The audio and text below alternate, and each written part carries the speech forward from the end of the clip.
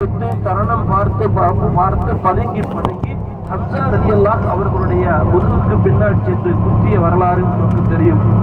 மகிழ்ச்சி என்பவர் ஹம்சா ரலியினுடைய முதுகுக்கு பின்னால் குத்திய போது அவர்கள் கீழே விழுந்த போது தருணத்தை அமர்ந்து அவர்களுடைய நெஞ்சத்தை பிளந்து நீரக்கொலையை சப்பி துப்பிய வரலாறும் அந்த கொடூரமான கண்களால் என்றுமே மறக்க முடியாத கசப்பான ஒரு நிகழ்வு நடந்ததும் இந்த உஹது களத்திலே தான்.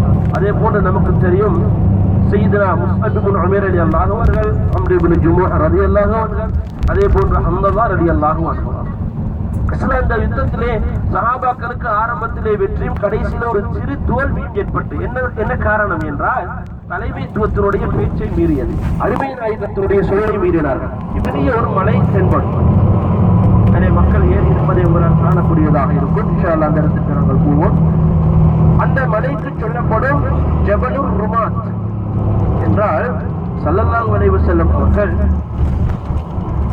தனது பட்டாளத்திலே திறமையாக அம்பு வீசக்கூடிய 50